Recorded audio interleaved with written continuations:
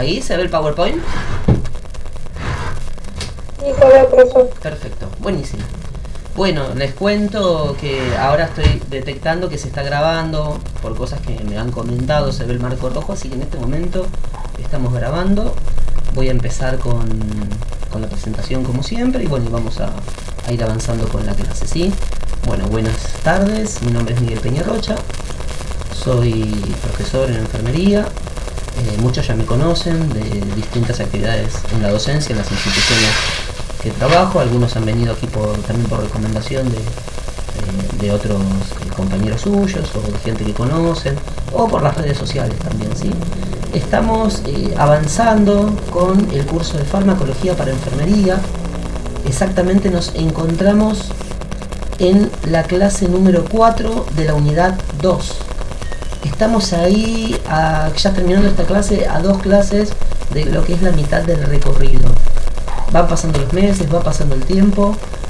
Les sigo debiendo el primer parcial. Ya voy a ver si en estos días o el feriado, ahora que se nos viene, la semana que viene, ya lo armo sí o sí, así pueden hacerlo. Porque ya se les va a juntar 2 parciales. el de la unidad 1 y el de la unidad 2. Recuerden que no son exámenes que vayan, uy, no puedo cursar más, no pasa nada. Eso lo hacen y los pueden repetir las veces que sea necesario hasta fijar el conocimiento, ¿sí? Bueno, fármacos para el dolor. Siempre un tema interesante que venimos cuando vemos en la práctica diaria nuestra, administramos algún que otro fármaco para el dolor. Es importante calmar el dolor del paciente, ¿no? Es parte de su bienestar biológico, psicológico, social. Si estamos con dolor no podemos hacer muchas actividades de la vida diaria, actividades que nos permiten ser sociablemente activos, generar vínculos con otras personas, tener una calidad de vida adecuada. Por eso la importancia de disminuir o mitigar el dolor, ¿sí?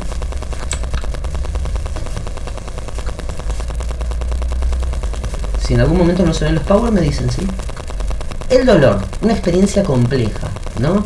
Como bien decíamos, tiene muchas cuestiones, ¿no? Volviendo un poco ahí a la escala, ¿no? A Maslow, por ejemplo, ¿no? Lo del biológico, psicológico, social, somos seres holísticos, ¿no? Y estamos atravesados por todas estas aristas, ¿no?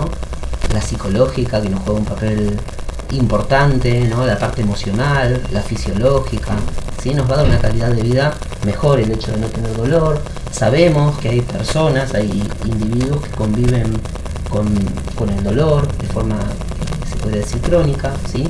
Hablamos de dolor crónico cuando estamos hablando de más de 6 meses de duración, ¿sí? Así que bueno, y bueno, se clasifica y se valora de distintas formas, ¿no? Habrán recordado la escala visual análoga, ¿sí? EVA. Ahora igual después lo vamos a ver, creo que me estoy adelantando un poquito. Bien. Valoración y clasificación del dolor, ¿no? El dolor se valora de forma integral. Es importante que lo podamos valorar de forma integral. No solo me duele el pie, me duele, no sé, la cabeza, tengo cefalea, ¿no? Va un poco más allá de eso. Este dolor nos va a evitar, a veces nos va a producir situaciones de estrés, molestia, falta de adaptación a la sociedad, a la comunidad, problemas a nivel laboral, problemas a nivel económico, porque no vamos a rendir adecuadamente en lo laboral y eso va a influir directamente también en lo económico. Bien, podemos decir que es una experiencia subjetiva y compleja. ¿Por qué decimos que es una experiencia subjetiva? Básicamente porque ¿se puede medir? Sí, se puede medir porque nosotros conocemos cómo medirlo nosotros, enfermeros, enfermeras. Tenemos las herramientas necesarias para poder medir el dolor, para poder decir cuánto tiene este paciente del 1 al 10, ¿no? Y entonces le preguntamos, siempre que un paciente tenga dolor, ¿qué le vamos a preguntar? ¿Dónde le duele? ¿Cuánto le duele? Y le vamos a poder establecer patrones de clasificación a través de escalas, ¿no? Estas escalas pueden ir del 1 al 10, pueden ser caritas felices, carita triste, carita llorosa, carita enfadada, ¿sí? Dependiendo si la edad del paciente con el que estamos trabajando. Bien, el dolor es una experiencia subjetiva, como lo habíamos dicho. Si yo le pregunto al paciente, el paciente me dice, tengo dolor, hasta ahí es subjetivo. Me duele la cabeza, sigue siendo subjetivo, pero lo empezamos a objetivizar cuando le preguntamos el lugar y cuánto le duele. Ahí empezamos a transformar esa sensación subjetiva en una sensación o en un dato objetivo, ¿sí? La misma intensidad y tipo de dolor pueden ser percibidos de manera totalmente diferentes. Esto va a depender del paciente, ¿sí? Vieron que algunos grupos étnicos presentan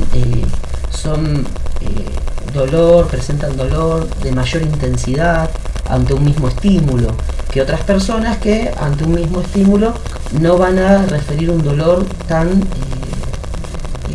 amplio, tan grande, ¿no? Por ejemplo, no sé, me golpeo el dedo gordo del pie con un mueble porque estoy descalzo en mi casa, un ejemplo que es un ejemplo nada más, ¿no? Con una intensidad determinada, con una fuerza determinada, con una utilización de la masa determinada, física, ¿no? Y a mí me va a doler de una forma, a lo mejor voy a gritar, ¡ah! Y voy a pensar que tengo un dolor 10, ¿no? Otra persona con la misma intensidad, el mismo golpe, el mismo lugar, no, casi no me dolió. Eso los deben ver en la vida diaria. El paciente muchas veces tampoco lo manifiesta, no dice, tengo dolor. Tiene un rostro, ¿no? Un rostro de dolor. Tiene una posición antiálgica. Esas posiciones, las posiciones antiálgicas, son aquellas que nosotros realizamos cambios de nuestra ubicación temporoespacial para disminuir o simular que tengo un dolor, ¿sí? A veces en el ámbito laboral que quiero simular que tengo un dolor. O en el paciente, si está en la familia, ¿sí? Se ubican de una forma, hablan poco, tienen un gesto como de enfado, de enojo. No quieren muchas veces que la familia sepa que están con dolor, ¿sí? Tienen miedo, o sea, no miedo, sino no quieren transmitirle ese malestar a la familia. Los cubren, los cuidan, ¿sí? Es ahí donde entra en juego la observación del enfermería. El observar todo el tiempo, el medir, el evaluar, el valorar. Bien. Escala y herramientas de valoración, ¿sí? A ver, quiero ver si puedo agrandarlo. Ahí cuéntenme si se ve así bien grande.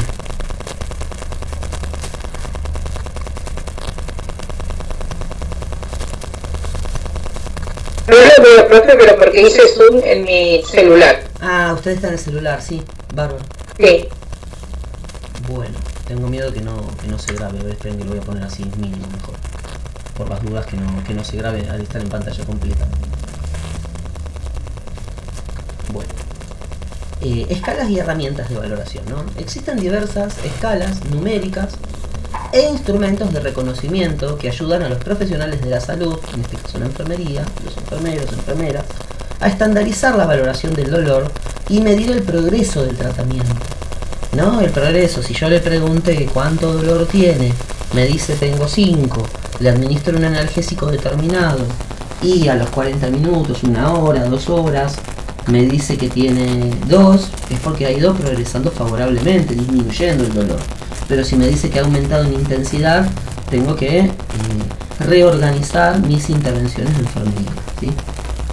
Estas herramientas nos van a permitir una mejor comprensión de la experiencia del dolor del paciente y van a facilitar la comunicación entre este último y nosotros, o sea, entre el paciente y los enfermeros. Acá, a ver si la puedo agrandar un poquito, no sé si se va a visualizar bien. Creo que ahí se visualiza, ¿no?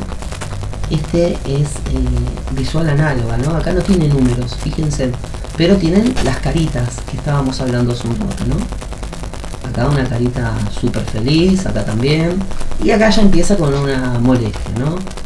Cada vez más, cambian los colores también, ¿sí? Hasta que llega roja, que ya es el máximo dolor insoportable, máximo dolor o dolor insoportable, como dice ahí. Las imágenes las voy minimizando y ubicando en su lugar. Bien. Clasificación del dolor, también se clasifica por la duración y el origen. Duración, tenemos dolor agudo y dolor crónico.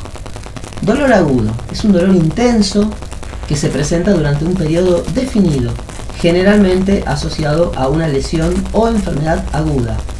Suele disminuir a medida que la lesión se va curando, se va restableciendo el estado de salud de la persona, va disminuyendo el dolor.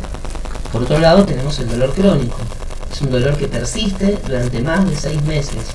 Puede interferir con las actividades diarias y generar sentimientos de impotencia o desesperación. Origen. Tenemos el dolor nociceptivo, que es provocado por la estimulación de los nociceptores. Estos nociceptores son receptores del dolor que se encuentran en los tejidos y se dividen en somático y dolor somático y dolor visceral. Chao, Mica. Un segundito, disculpen. Chao. Bien. Perfecto. Después tenemos el dolor nociceptivo, acuérdense, el dolor somático, dolor visceral, y el dolor neuropático, causado por una lesión o disfunción de las terminaciones nerviosas. Se caracteriza por sensaciones de ardor, punzante, puede ser dolor punzante, entumecimiento u hormigueo. Importancia de la valoración y clasificación del dolor. Bueno, puntos importantes a tener en cuenta cuando vamos a valorar el dolor y su clasificación, ¿no? Una correcta valoración del dolor es fundamental para identificar el porqué del dolor, por qué se produce este dolor, determinar si el dolor es causado por una lesión, una enfermedad o un problema psicológico. Hay dolor de origen psicológico también, ¿sí? ¿Se acuerdan del dolor del miembro fantasma? Este seguro lo he escuchado 20 millones de veces, ¿no? El otro día me contaba mi hijo, bueno, él estudia enfermería, los que más me conocen saben que es así, y me contaba de un paciente que tenía inmovilizados todos los miembros inferiores, creo que de la cintura para abajo, pero los tiene realmente, o sea, porque el miembro fantasma es cuando una persona ha sido amputada, pero en este caso era un dolor en el que la persona no estaba amputada, pero presentaba dolor igualmente. Bien, ahí podríamos hablar de un problema psicológico o no. Podría ser también una causa neurológica, ¿sí? Bien, seleccionar el tratamiento adecuado, elegir el tratamiento más efectivo para cada tipo de dolor, evaluar la eficacia del tratamiento, monitorizar la respuesta del paciente al tratamiento y realizar ajustes si es necesario. Es lo que habíamos nombrado anteriormente, ¿no? Valoro, tiene 5 de dolor, le administro el analgésico X y a las 2 horas disminuyó o aumentó. Bueno, en base al resultado, en base al tratamiento terapéutico, no hay solo técnica farmacológica. Recordemos que el dolor también se puede tratar con tratamientos no farmacológicos. No sé si alguna vez intentaron realizar algún tratamiento no farmacológico respecto del dolor. Yo lo he intentado con resultados óptimos. A veces igual se tiene que reforzar también con alguna ayuda, como algún analgésico, ¿sí? Por eso estamos en un ambiente sanitario, en un ambiente sanitario, un ambiente de salud. Si quieren comentar algo también pueden escribir en el chat y en algún momento, bueno, los voy leyendo, ¿sí? A ver. Bueno, creo que no escribieron nada. Cualquier cosa, si escriben, igual de última, no sé cómo pueden reaccionar. Creo que ahí están todas esas funciones también. Sí, profe, puede ser también que hay pacientes que fuman porro, los que tienen enfermedades graves pulmonares o los que tienen cáncer. Yo veo muchos que sin autorización del médico como que lo están utilizando con ligas así medio raro, pero sí lo utilizan mucho. Se ve mucho en el hospital, como el aceite de cannabis, que lo utilizan para cualquier cosa también, pero según es efectivo para el tema del dolor. Más los pacientes que son terminales y todo, es como que el mismo familiar y sentido para que lo consuman. Claro, tal cual. Y ahí no estaríamos hablando de un analgésico, pero en cierto modo les va a calmar el dolor, ¿no? Podríamos hablar de una droga recreativa, pero en este caso sería para el tratamiento del dolor, que está siendo ya mucho más aceptado que antes. Yo en esa área no tengo tanto conocimiento, pero sí tengo gente conocida, compañeros que están estudiando toda esa área, ¿sí? Hay diplomaturas, cursos superiores respecto del uso de cannabis medicinal, ¿no? Para el tratamiento del dolor. Pacientes oncológicos en etapa terminal, ¿sí? Bien. Bueno, algunas técnicas utilizadas para reducir el dolor. Ahí podríamos hablar de acupuntura, tratamientos de biorretroalimentación, masajes, aplicación de frío o calor dependiendo del origen del dolor, medicación, medicación oral, tratamiento de relajación y arte terapia también, musicoterapia. Bueno, hay un montón de técnicas para mitigar el dolor no convencionales, técnicas no convencionales, ¿no? Como las que acabamos de nombrar. La utilización de Reiki, por ejemplo, sesiones de Reiki, relajación, meditación. ¿Han intentado calmarse su propio dolor con alguna técnica de relajación, meditación, tratar de estar tranquilos? Distracción también es otra técnica. Hay dolores que no se pueden calmar así, ¿no? Convengamos que, bueno, es un poco más complicado dependiendo del tipo de dolor. Mecanismos neuronales del dolor. Sí, Iván. Perdón, haciendo gimnasia también es bueno para sacar el dolor. Digo, porque tuve problemas en la cervical y todo. Y el médico siempre me mandó, al principio yo no lo creía, porque uno al principio cuando va al gimnasio le duele más. Todo, pero con el tiempo, sí, relaja mucho los músculos y todo, y cesa el dolor después del gimnasio de forma continua.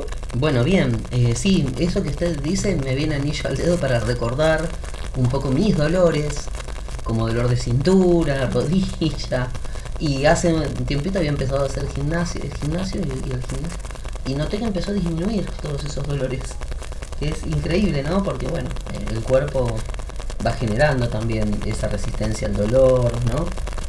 Esa endorfinas, ¿no? Que generan, que producen bienestar físico, y con eso se va calmando también. Por eso, bueno, el dolor. Por eso hay que tener una vida activa, sana, ¿sí? Equilibrada, buena alimentación. Sí, es muy efectivo. Yo al menos lo recomiendo siempre a las personas, en vez de tomar algún analgésico o algo que con el tiempo hace mal. Y siempre cuento mi experiencia, de que al principio no creía, me dolía más, venía al gimnasio cada vez más, me dolía más, y yo decía, no, acá se equivocó el médico, no puede ser, ¿no? Y después con el tiempo sí uno va notando el tema de que disminuye bastante, o cuando estoy con mucho dolor y todo, voy y es impresionante que después el cuerpo se relaja todo y se va, pasa. Sí. Así que, bueno, a ver, mecanismos neuronales del dolor. Tenemos, el dolor comienza cuando se activan los nociceptores que ya habíamos nombrado anteriormente, que son receptores sensoriales del dolor, ubicados en todo el cuerpo. Estos receptores envían impulsos nerviosos a la médula espinal a través de dos tipos de fibra, que son las nerviosas sensitivas, la fibra A y la fibra C. Transmisión del dolor, el rol de los neurotransmisores. En la médula espinal, los neurotransmisores, como la sustancia P, principalmente, transmiten el impulso del dolor a otras neuronas. La sustancia P controla si la señal continúa al cerebro. Otros neurotransmisores incluyen los opioides endógenos, y ahí nombramos a las endorfinas, ¿no? Opioide, ¿no? Suena a morfina, ¿no? Pero hay endorfinas también, ¿sí?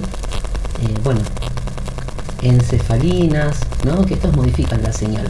Estas endorfinas es lo que muchas veces, bueno, siempre es controvertido, ¿no? El uso de estos medicamentos, por así decir, que calman el dolor, pero que no son medicamentos, ¿sí?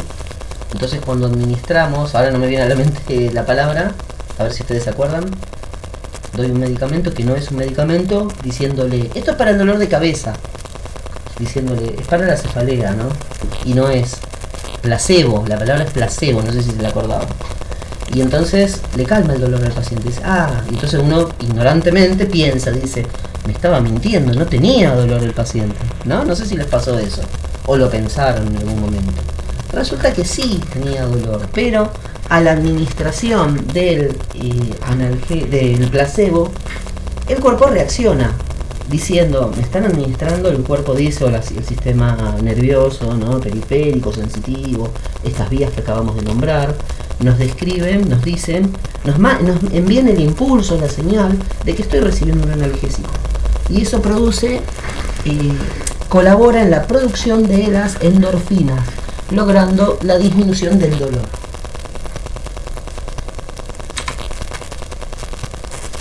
Bien, analgésicos opioides, narcóticos, ¿no? También llamados.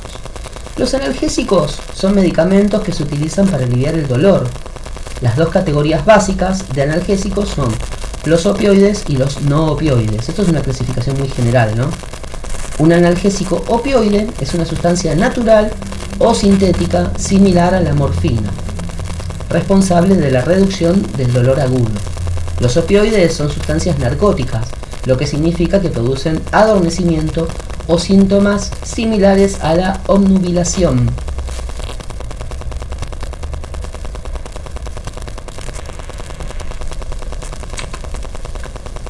Ahora cuando lleguemos a mitad, más o menos, quizás hacemos una pausita de 5 o 10 minutos, así pueden ir al baño, prepararse su colación, bueno, su tecito, su mate, su café, lo que quieran, ¿sí? Como ahora ya no se corta, podemos hacer ese corte nosotros. Bien. Analgésicos narcóticos, clarificando un poco la terminología. Acá voy a corregir. Bien, tenemos opiáceos, por un lado, ¿no? Son sustancias naturales derivadas del opio, como la planta de adormidera, la morfina y la codeína. Opioides es un término general que incluye opiáceos naturales y fármacos sintéticos con efectos similares. O sea, el fármaco sintético es un fármaco que se hace en laboratorio, básicamente, ¿no? Y el natural es de donde surgen realmente los fármacos. Hoy justamente estaba viendo una serie de brujas y estas cuestiones, ¿no? Y en un momento mostraban la parte histórica de cómo iban a recolectar a no sé si a la montaña, al campo, un lugar verde, y buscaban distintos ingredientes para distintas patologías o enfermedades. Bien, después por el otro, ahí tenemos los naturales, como dijimos, y por el otro lado los sintéticos con efectos similares. Después por otro lado tenemos los narcóticos. En medicina se refiere específicamente a opioides. O sea, el término utilizado en medicina, en salud, es opioide, ¿no? Son los narcóticos. En el lenguaje común engloba una gama más amplia de drogas ilegales muchas veces. Después igual vamos a ir hablando de los distintos medicamentos, ¿sí? Bien, ejemplos de opioides y drogas clasificadas como narcóticos. Tenemos opioides de uso médico, y estos son morfina, que es un opioide natural, potente analgésico, codeína, que también es un opioide natural, analgésico menos potente que la morfina, y la meperidina, que es un opioide sintético, utilizado para el alivio del dolor. Entonces, natural, fíjense que tenemos la morfina y la codeína, y la meperidina es sintética. Yo creo que el hablar de estos temas, de estas cuestiones tan puntuales, nos hace recordar muchas cosas que, si bien no sé si las han visto en fármaco cuando cursaron, pero bueno, a mí mismo el volver a preparar esta clase, el estar compartiendo con ustedes, me trae como de vuelta a lo que es la farmacología, así que espero que les esté siendo útil. Igual cualquier duda también, si no quieren preguntar acá, pueden escribirlo, pueden usar el grupo de WhatsApp, ¿sí? Yo siempre estoy atento a las dudas, así que cuando quieran escribirme lo pueden hacer. Bien, drogas clasificadas como narcóticos, uso no médico, ¿sí? La heroína es un opioide sintético altamente adictivo, anfetaminas, estimulantes del sistema nervioso central, y la marihuana, que ahí estaría el cannabis, que habíamos hablado hace un rato, Lidia había nombrado, ¿no? Es una sustancia psicoactiva con efectos variados. Opioides, tratamiento del dolor intenso. Analgésicos de elección para dolor moderado. El opioide se utiliza para dolor moderado a intenso, ¿sí? O no controlado, con otros analgésicos. Más de 20 opioides disponibles, clasificados por eficacia, fuerte a moderada. Entre ellos la morfina, que es un fármaco de referencia para el dolor intenso. Siempre un paciente tiene dolor intenso, ahí apuntamos a la morfina. Efecto de los opioides terapéuticos y efectos adversos, ¿no? Efectos terapéuticos, la supresión de la tos. O sea, los opioides producen supresión de la tos, reducción de la motilidad intestinal cuando hay diarrea, sedación en algunos casos, algunos efectos adversos, depresión respiratoria. Vieron que siempre dice efecto adverso de la morfina, depresión respiratoria, por eso hay que darlo con mucho cuidado, mucha cautela, ¿sí? Sedación puede producir náuseas y vómitos. Algunos otros efectos, euforia, relajación. Bueno, esto de la euforia y la relajación puede llevar al abuso como sustancia de uso ilegal, ¿no? Fármaco prototípico, la morfina. Vieron que a lo largo del curso estamos hablando de distintos fármacos. Cuando hablamos, no sé, de los analgésicos, por ejemplo en este caso los opioides, y nombramos el fármaco prototípico, ¿no? Que es el que agrupa todos los otros. Vamos a hablar de la morfina específicamente, acciones y usos, precauciones a la hora de administrarla, la farmacocinética, efectos adversos, contraindicaciones, interacciones y tratamiento de la sobredosis.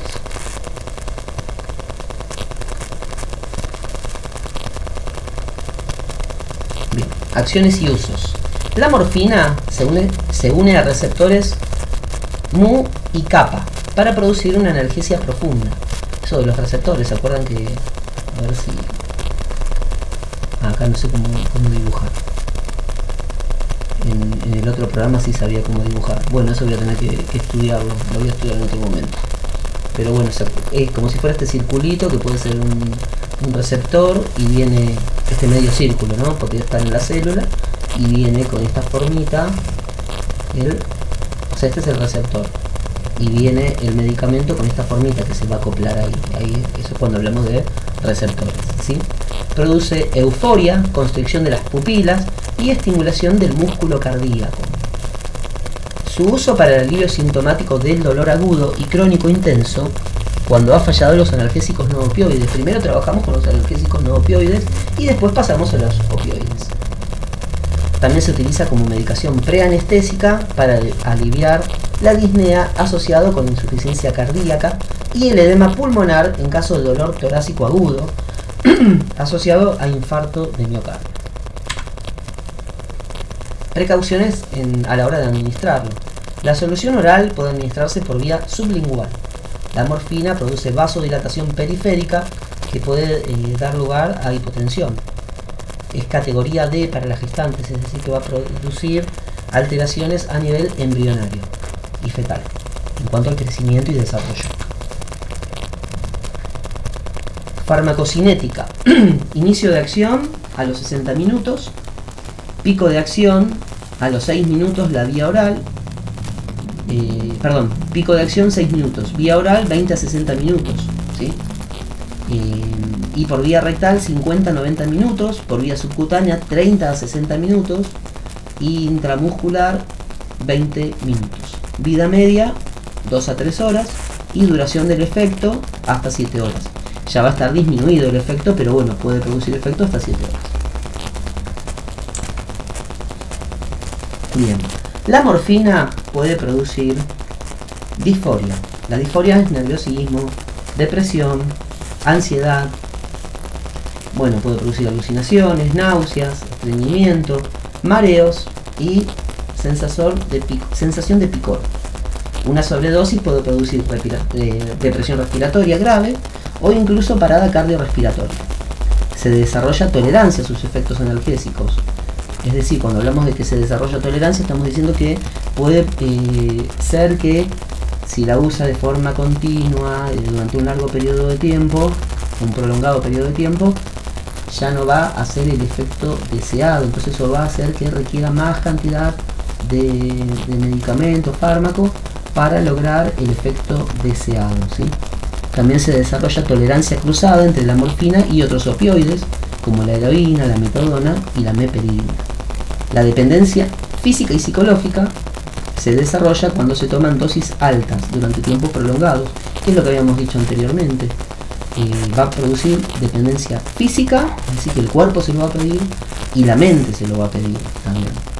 Por eso es altamente adictiva. Contraindicaciones. La morfina puede intensificar o enmascarar el dolor de la enfermedad de la vesícula biliar debido a espasmos de las vías biliares. También debe evitarse la morfina en casos de asma grave, agudo o grave, o sea, en una crisis asmática, vamos a decir, ¿no? Que podría ser aguda o incluso grave. Obstrucción digestiva e insuficiencia hepática o renal grave. Parte de las contraindicaciones de la morfina. Interacciones. La morfina interacciona con diversos fármacos. El uso concurrente con depresores del sistema nervioso central, como el alcohol, anestésicos generales, otros opioides, sedantes y antidepresivos, van a potenciar la acción de los opioides. Y ahí es algo que llamamos efecto sinérgico, sinergismo, no sé si lo han sentido nombrar, pero bueno, es la combinación de dos fármacos juntos que van a potenciar el efecto de ambos fármacos. Eso se llama sinergismo. Tratamiento de la sobredosis. Vieron que el otro día, no sé si está, no está, me olvidé de mandar la invitación, perdón. La persona que siempre viene, que no está en el curso, pero yo la traigo invitada. Justamente les preguntaba el otro día por el tratamiento de la sobredosis, ¿sí? Para distintos fármacos. Hay fármacos que no tienen tratamiento específico y hay otros que sí. Es el caso de este sí. Y ahí estaríamos hablando de la naloxona, ¿sí? Otros tratamientos incluyen carbón activado, un laxante y un antagonista de narcótico. Bien, bueno, por otro lado tenemos, bueno, la morfina. Esto es un poco como ir viendo de qué se trata, a ver si lo podemos agrandar un poco más.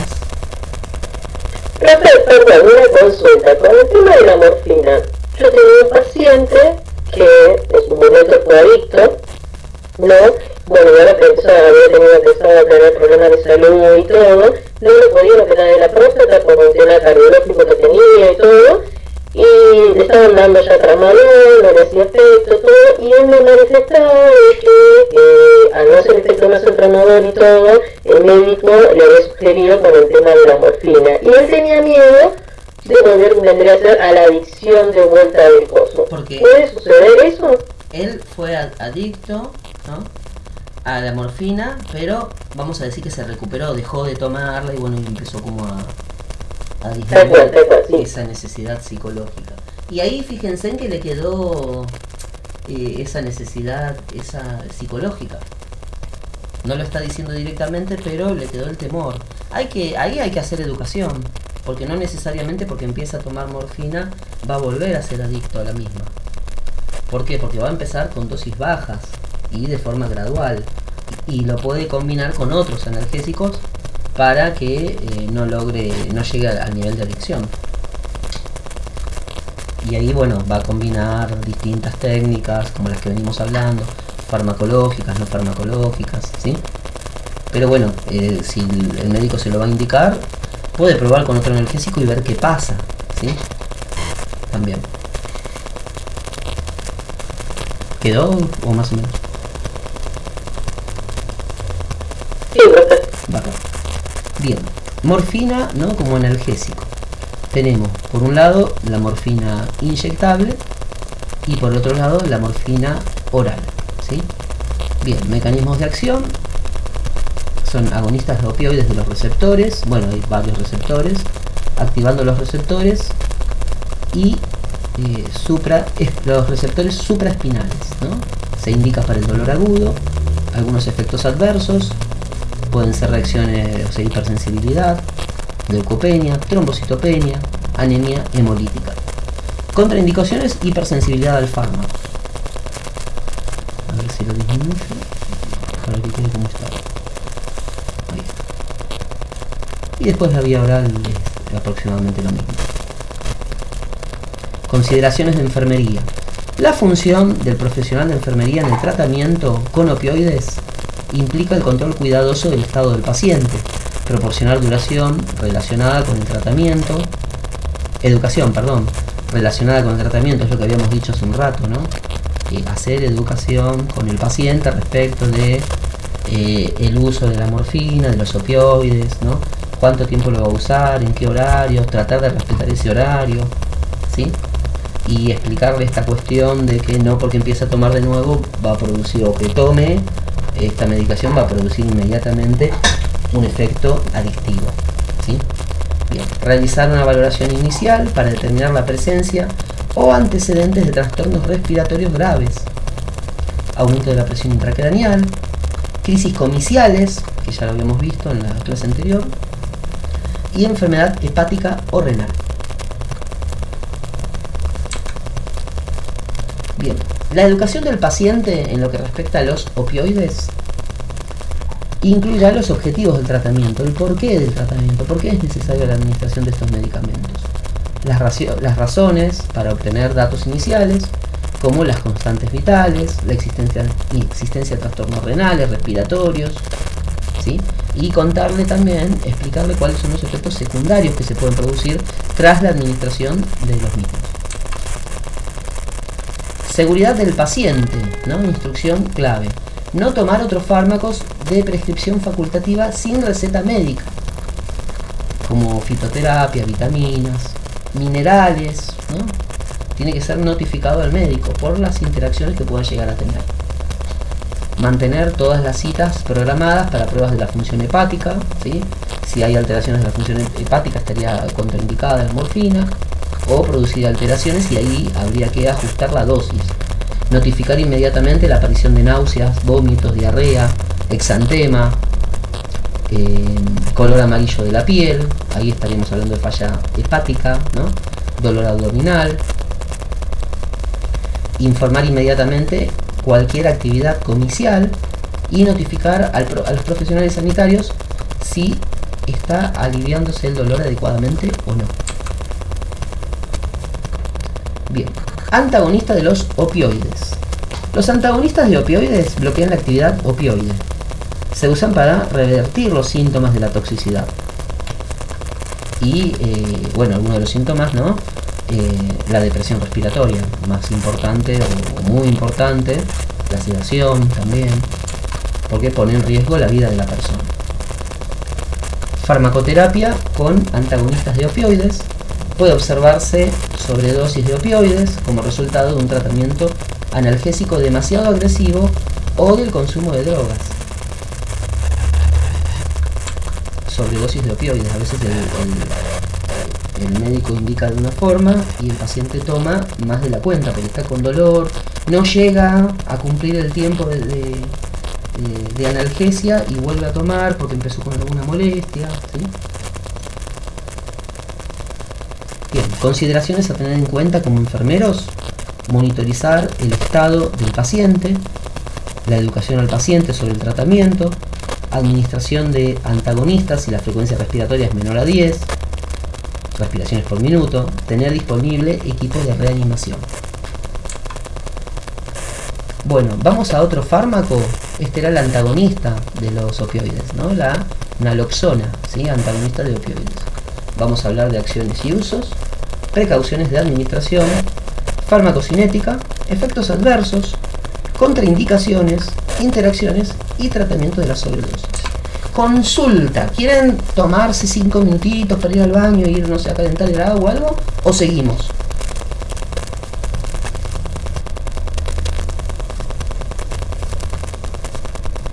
Yo sigo, profe, no sé, mis compañeros.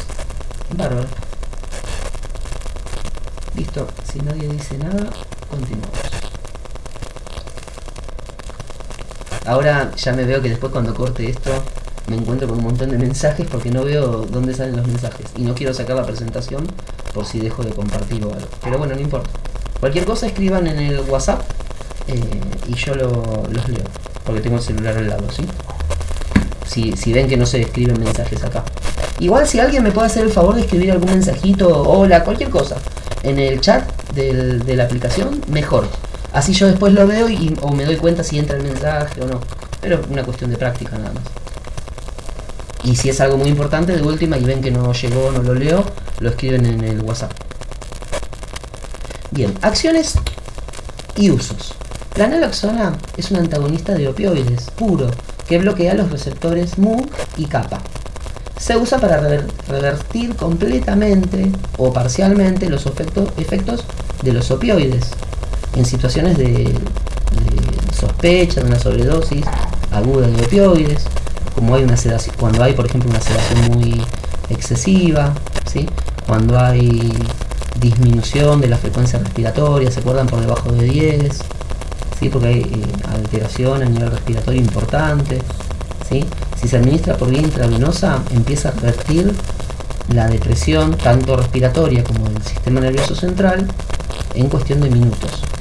Esto produciría síntomas de abstinencia a opioides en pacientes que dependen físicamente de la sustancia, ¿no? Los pacientes que tienen dependencia física, bueno, al administrarle la naloxona va a presentar toda la sintomatología de la falta de opioides.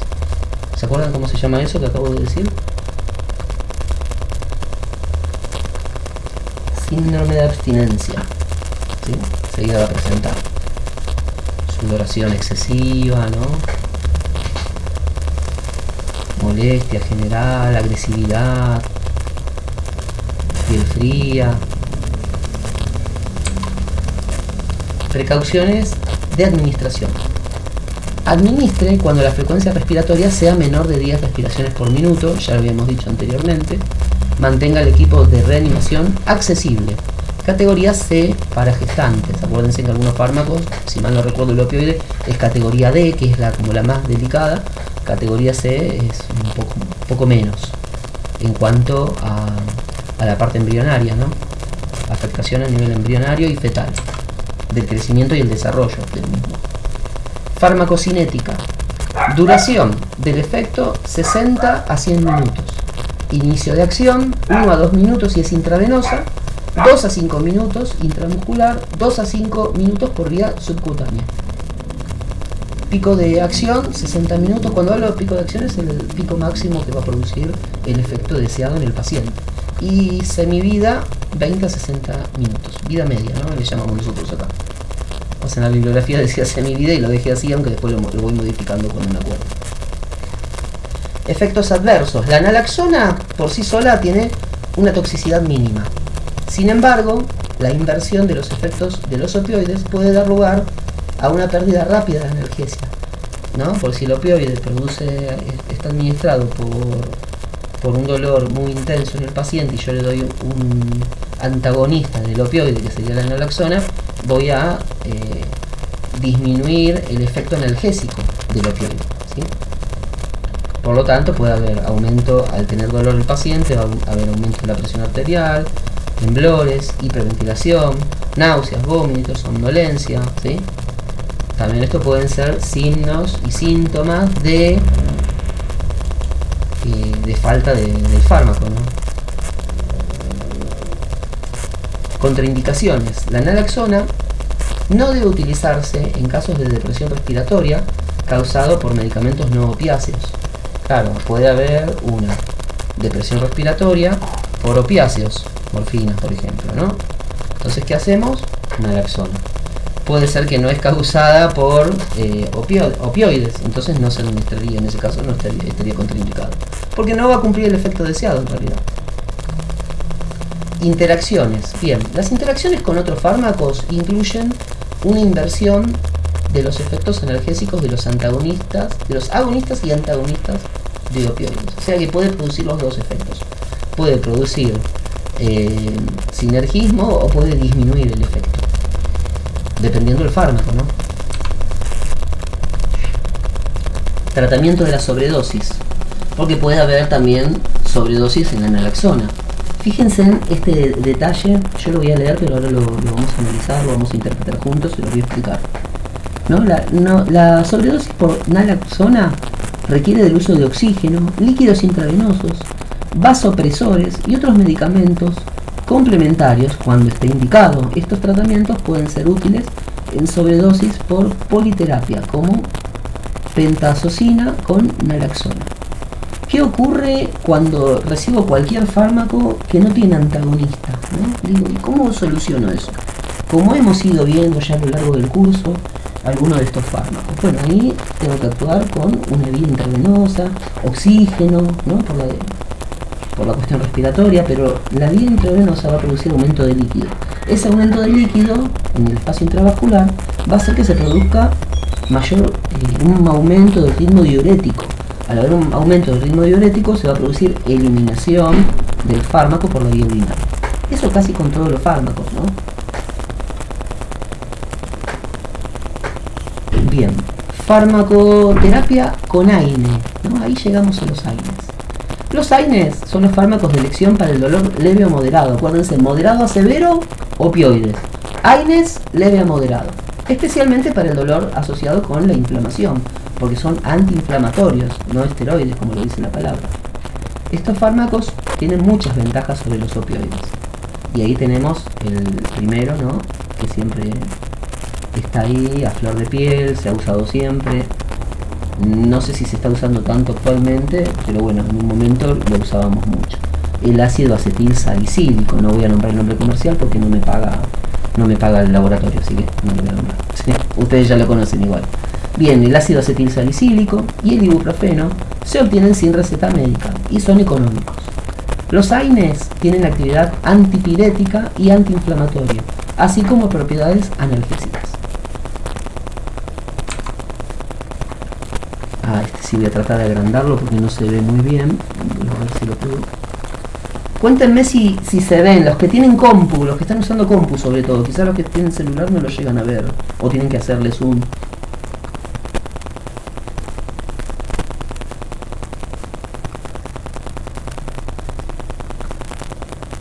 Lili, ¿se ve?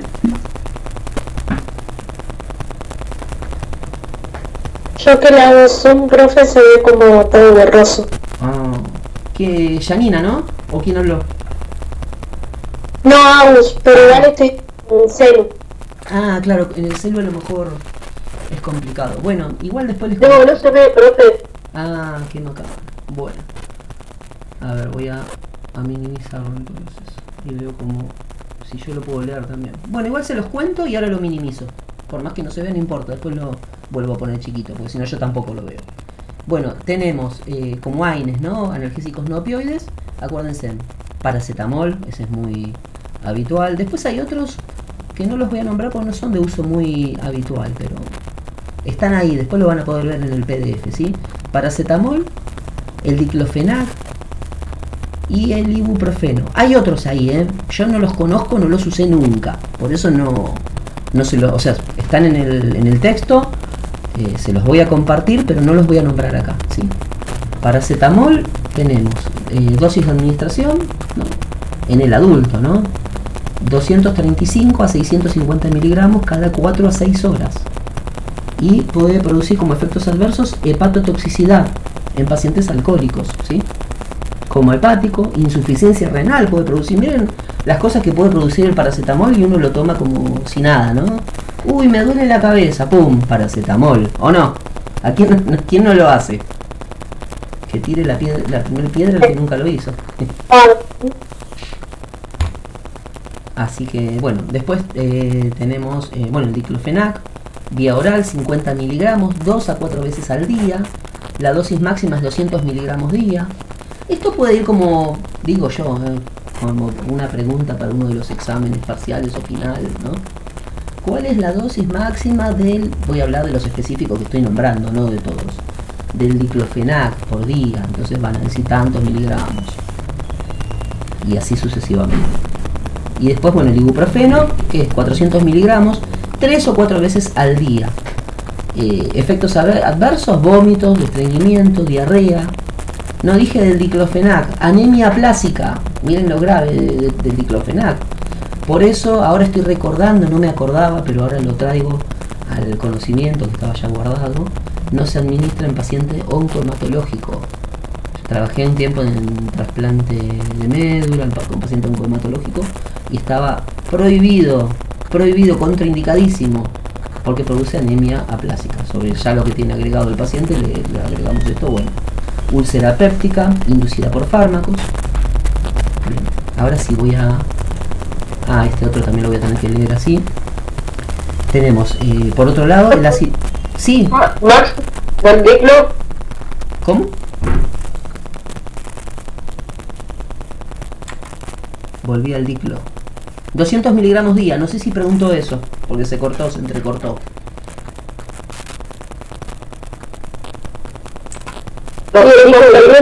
También trata con el tema de los pacientes que tienen problemas renales, no los consumen ellos al diclo, para nada. Claro, porque produce alteración a nivel renal, es verdad. Sí, yo, bueno, la mayoría de las personas es un analgésico muy indicado más que nada en uso hospitalario, no conozco mucha gente que lo use en otro ámbito. Bueno, nos quedan, bueno, los salicilatos, y ahí tenemos el ácido acetil salicílico, y ahí tenemos vía oral 350-600 miligramos cada 4 horas el ácido acetil salicílico, ¿no? Máximo 4 gramos día. Efectos adversos: ardor de estómago, dolores de estómago y puede producir úlceras. Y después pasamos al tramadol, ese también es conocido, ¿sí? Es un analgésico también no opioide.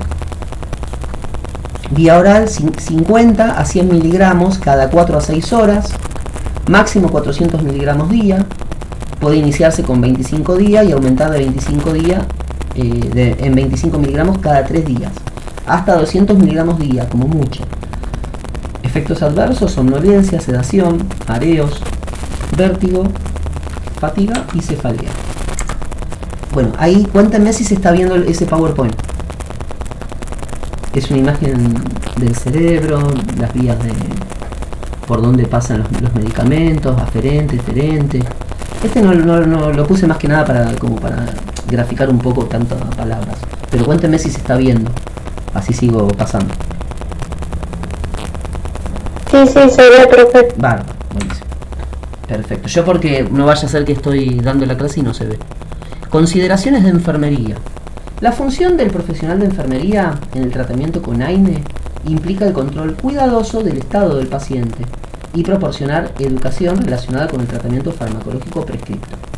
Es muy probable que la inhibición de COX-1 por el ácido acetil salicílico cause úlceras pépticas, hemorragia digestiva e insuficiencia renal aguda. Fíjense en todo lo que produce, ¿no?, el ácido acetil salicílico. Ya no es tan habitual. Cuéntenme ustedes, ¿lo usan habitual que cuando les tiene algún dolor? No. Aspirina, ¿no? La AAS, ácido acetil salicílico, aspirina. Al final nombré el nombre comercial y no me va a pagar nada. ¿Cómo? Yo lo uso diariamente para una abuela, 25 gotas.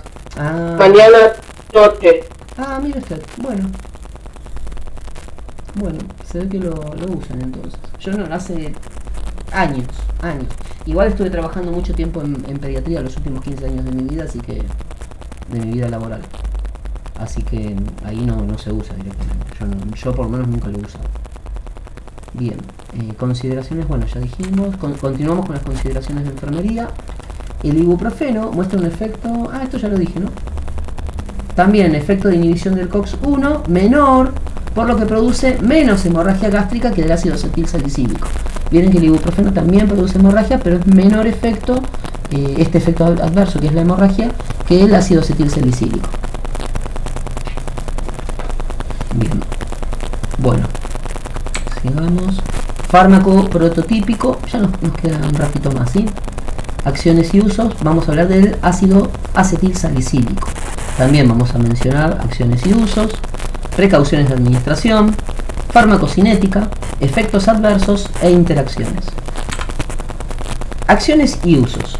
El ácido acetil salicílico inhibe la síntesis de prostaglandinas implicada en los procesos de dolor e inflamación y produce un alivio leve. Recuerden, ahí tendrían que buscar información sobre las prostaglandinas, cómo actúan, ¿no?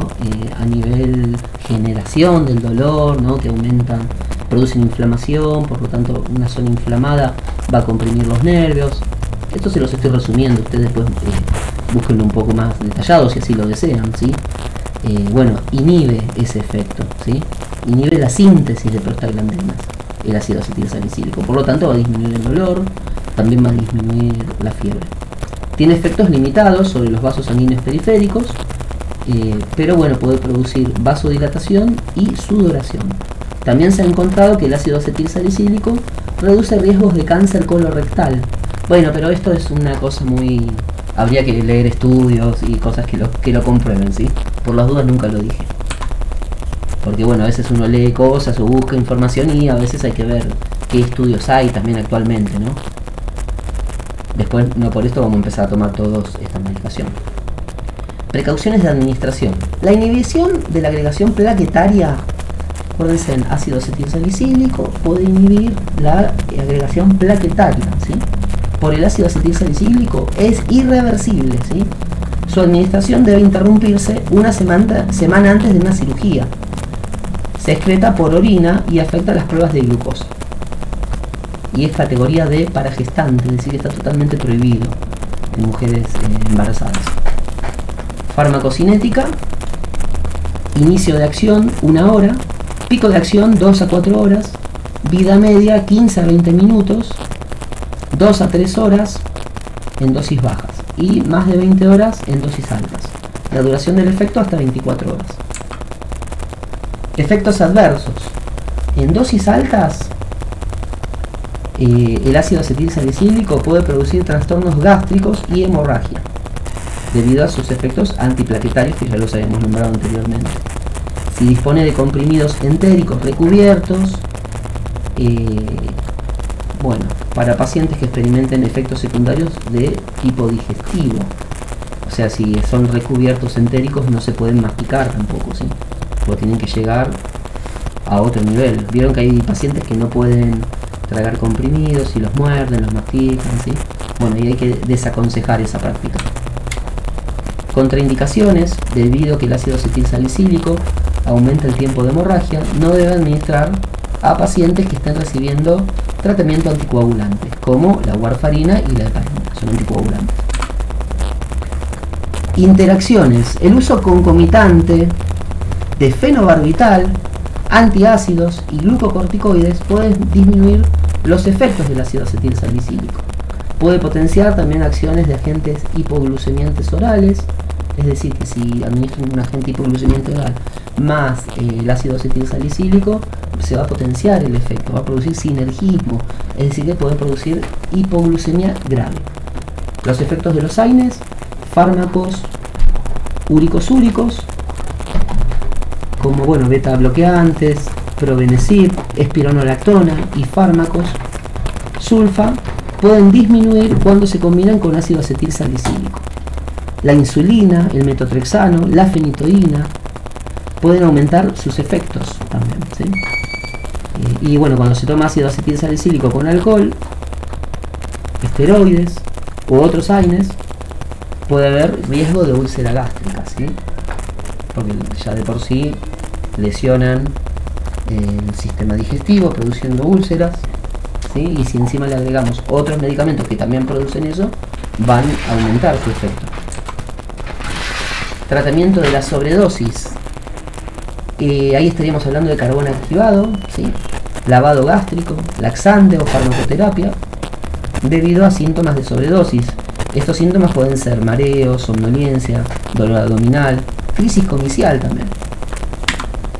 Muchas gracias. Ahí voy a dejar de compartir. Ah, no escribió nadie, ¿no? En el chat. Ay, sí, escribieron pero no me llegó. Bueno, no pasa nada.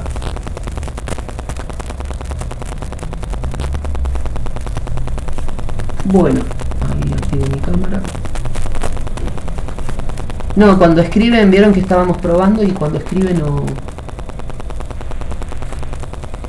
se llega a ver. Bueno, no importa. Bueno, gente, no sé si quedó alguna duda o cómo fue el tema este. O bueno, si no, nos estamos encontrando el próximo sábado. En un ratito espero que se haya grabado la clase bien como corresponde. Ahora no estoy viendo el marco ese que les decía yo que se ve todo en rojo. Toda la clase se vio en rojo, pero cuando dejé de compartir dejó de verse en rojo. Así que ahora me voy a enterar si este fragmento se está grabando. El resto sí se grabó seguro.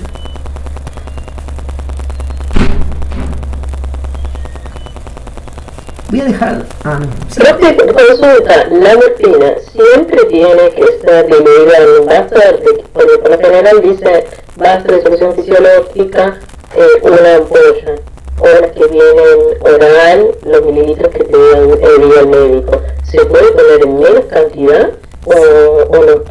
¿Cuál es otra forma de pasarlo? Sí, sí, se puede, se usan rescates, pero no se administra una ampolla entera, no, eso nunca.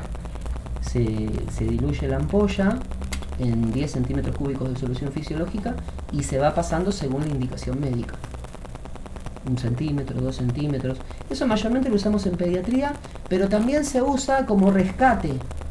Cuando un paciente está teniendo un paralelo de morfina y en algún momento refiere dolor más allá de la dosis que esté recibiendo, ahí se administra en rescate, en pequeñas dosis. El rescate, profe, ¿tiene alguna hora estimulada, no sé, cada 3, 4 horas y todo, si el paciente manifiesta mucho dolor? ¿O eso no? Y eso se va evaluando sobre la marcha. ¿Qué quiero decir? ¿Está con el paralelo? ¿No está con dolor? ¿Empieza a referir mucho dolor? Bueno, hay que administrarlo. Pero bueno, hay una dosis, yo no la recuerdo en sí, pero hay una cantidad máxima que puede llegar a recibir el paciente. Por eso, bueno, hay que combinar la medicación, todo lo farmacológico, con otras técnicas. Sí, me pasó con un médico, bueno, no teníamos, el paciente tenía ya morfina, bueno, se manifestaba mucho dolor y quería ponerle fentanilo, pero bueno, en el piso no había porque no se trabajaba con fentanilo en ese piso y bueno, la cuestión es que siguió con el tema de la morfina, pero me pareció raro, como nunca trabajé con el fentanilo, yo como que me quedé incógnita, digo, es lo mismo, y bueno, me quedé con eso. ¿Y le lograron calmar el dolor al paciente o no lo recuerdo ahora? No, le siguieron dando morfina porque no había fentanilo, así que bueno, le aceleraron el goteo solamente, claro. Y nada más. Sí, eso también, pero bueno, se puede acelerar un poco el goteo, eso habría que ver ya criterio médico, y administrarle el rescate no se lo administraron en ese momento, ¿no? No se lo administraron en ese momento, porque bueno, el médico quería el fentanilo pero nunca lo consiguió. Claro.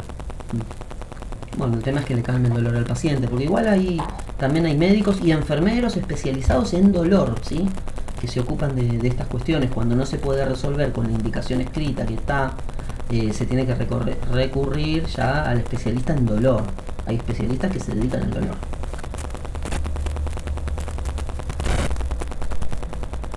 Sí, escuché de los especialistas, pero bueno, no vi todavía y no trabajo con ninguno.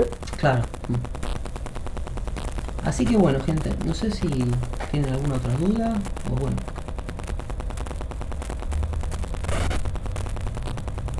Hoy estuve a punto de no dar la clase, les iba a decir la voy a grabar, pero después dije no, la tengo que dar porque les cuento. Me di la vacuna antigripal, la de COVID, todo junto ayer. Estoy así, con todos estos síntomas que estábamos contando durante el curso, durante la clase. Otra vez, ya me sábado pasado me sigue doliendo el brazo. Ah, y sí. ¿Y les duele el brazo ahora todavía o ya no? Ya no puedo levantarlo así. Todavía sí, o sea, me la di el sábado pasado y nada, con hoy ya sería una semana y me sigue doliendo, o sea, no tanto como al pena me la colocó, pero siento la molestia todavía, tipo en todo el brazo. Y bueno, lo primero, los síntomas, la verdad, tipo congestión, medio todo, pero bueno, son normales igual. Claro, sí, yo toco madera que no me agarró esa cuestión la congestión nasal y todo eso hasta ahora. Solo sí como una molestia generalizada de todo el cuerpo. Pero bueno, ya voy calmando. Espero que mañana esté mejor. Pero por eso quise dar la clase hoy, porque si la grababa solo mañana, también iba a seguir igual. Por lo menos quiero tener un día de descanso. Así que bueno, gente, si no tienen otra duda, nos despedimos. Y ahora en un ratito subo la clase y subo el material, ¿sí? Hola, profe. Muchas gracias, que se mejore. Bárbaro. Muchas gracias, Mónica. Gracias, profe. Gracias, Lili. Igualmente, saludos. Gracias, Agus. Nos vemos. Chao, Yani. Nos vemos. Saludos.